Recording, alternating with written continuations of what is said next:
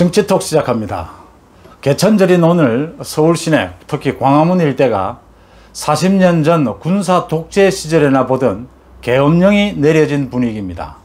군인이 아닌 경찰이 계엄령을 주도하고 있는 그런 셈입니다.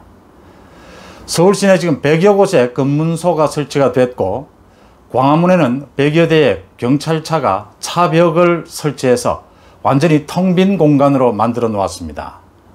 광화문 일대에는 철제 펜스가 둘러쳐져 있어서 시민들이 출입을 하지 못하는 상황입니다. 10,000여 명의 경찰이 서울 시내 전역에 동원이 돼서 통행 차량, 시민에 대해서 철저한 검문을 실시하고 있습니다. 차량 속을 수색하는 경우도 이어지고 있습니다. 당연히 시민들의 항의가 이어지고 있고 경찰과 곳곳에서 충돌하고 있습니다. 이 시위를 주도하고 있는 시민단체에서는 일부 제한적인 차량 시위를 하고 있고, 서울 시내 곳곳에서 기자회견을 열고 있고, 또 온라인 집회도 하고 있습니다. 이 지금 군인이 나서지 않은 것일 뿐 경찰이 나서서 계엄령과 다를 바 없다는 비난이 쏟아지고 있습니다. 지하철은 광화문역, 시청역 서지 않고 그대로 통행을 하고 있고요. 버스도 광화문을 우회해서 운행하고 있습니다. 집회 허가를 받은 차량 시위대도 경찰의 철저한 검문 속에서 검문을 거치고 여러 가지 철저한 규제 속에서 경기도청을 출발해서 지금은 조국과 추미애 집 주위를 돌면서 추미애 사퇴, 문재인 정부 실정을 규탄하고 있습니다. 차량 시위는 9대씩 끊어서 한 차에 한 명씩 타야 되고, 또 음식을 먹을 수 없고, 또 문을 열어서는 안 된다. 갖가지 규제를 경찰은 강행하고 있습니다. 마스크를 쓰고 1인 시위를 하려는 것도 경찰은 막고 있습니다. 이러니까 시민들과 경찰이 곳곳에서 충돌하지 않을 수가 없습니다. 경찰에서는 법원에서 허가를 한 이 합법적인 차량 시위나 시민들의 1인 시위는 자유죠.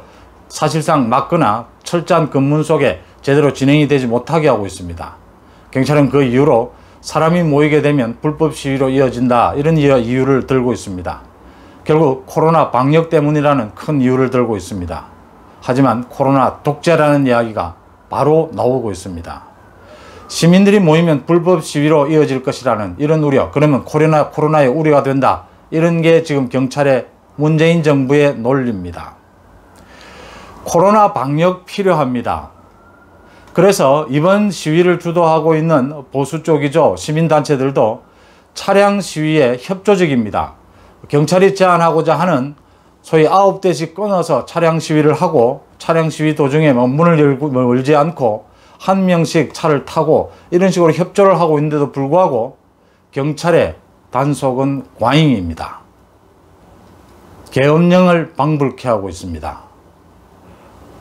지난 8.15 집회가 코로나 확산의 주범이 아니라는 사실은 이미 드러났습니다. 국민의힘 박수영 의원이 질병관리청, 서울시 등의 자료를 모두 모아서 발표를 했죠. 당시 광화문 참가자들의 확진 비율이 일반 국민의 확진율보다 0.6% 넘게 낮았다는 겁니다. 검진 대상의 차이가 있으니까 이걸 그대로 직설적으로 단면적으로 그대로 비교하는 건 문제가 있겠지만, 당시 8.15 집회 참가자들이 코로나 확산의 주범이 아니라는 것만은 확실한 겁니다. 그런데 문재인 정부는 도대체 왜 이럴까요?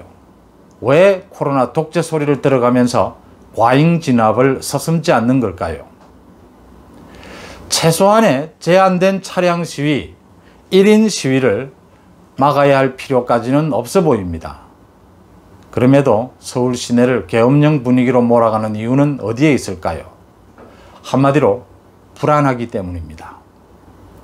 지금 제가 여야 정치권 또 그 외의 사람들 모두와 한번 연락을 취해서 이 여러 가지 지금 현 시국에 대해서 얘기를 나눠본 결과 문재인 정부의 불안감이 극도에 달해 있다는 진단들입니다.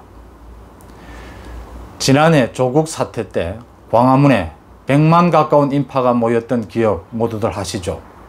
문재인 규탄, 문재인 사퇴하라, 조국 퇴진하라. 이런 일이 다시 벌어지는 걸 수단과 방법을 가리지 않고 막아야 한다는 겁니다.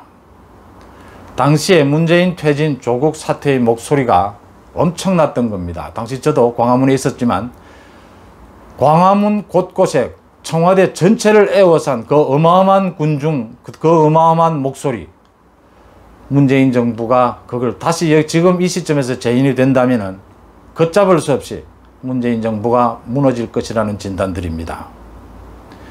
지금 문재인 퇴진, 조국, 추미애가 책임져라라는 국민 대규모 시위가 이루어지게 되면 이제는 걷잡을 수 없이 이게 문재인 정부의 퇴진 때까지 내년 1년 6개월 뒤로 남은 이 문재인 정부의 마지막까지 이어질 것이라는 분석들을 하고 있는 겁니다. 그동안 지켜봤듯이 문재인이 조국, 추미애를 앞세우고 조국, 추미애를 버리지 못하는 것은 드루킹 여론 조작, 송철호 선거 개입 등 문재인 자신이 직접 연루됐다고 하는 의혹을 받고 있는 이런 사건들에 대한 수사와 재판을 막기 위해서입니다. 추미애, 조국을 지켜야 자기들이 말하는 사법개혁, 검찰개혁을 할 수 있고 그래야 김경수, 송철호 재판에서 이 김경수, 송철호를 살려내지 못하면 문재인이 위험해진다는 진단인 겁니다.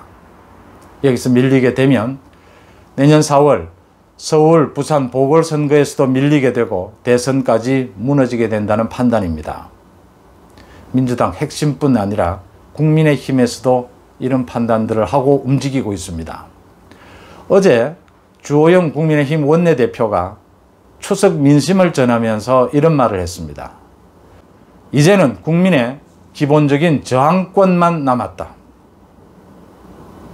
이런 결정을 했습니다. 이게 추석 민심이라고 했습니다.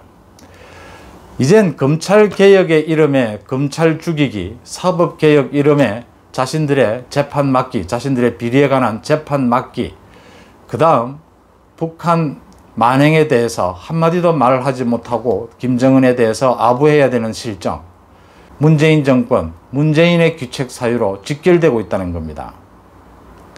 그래서 지금 하고 있는 이 행태를 계속 밀고 갈 수밖에 없고 그렇게 되면 국민들의 저항, 국민들의 집회는 불가피해지고 그걸 막을 수 있을 때까지 막아야 한다는 게 지금의 정치판의 논리입니다. 지금 전국의 현실입니다.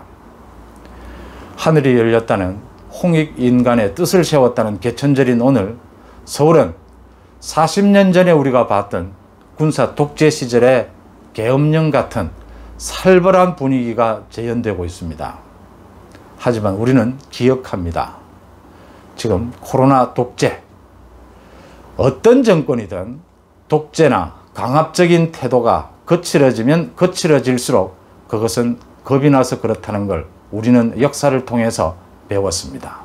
그것은 그 정권이 무너질 한계점에 도달하고 있다는 또 다른 표현이라는 것도 우리는 기억하고 있습니다. 정치톡 마칩니다.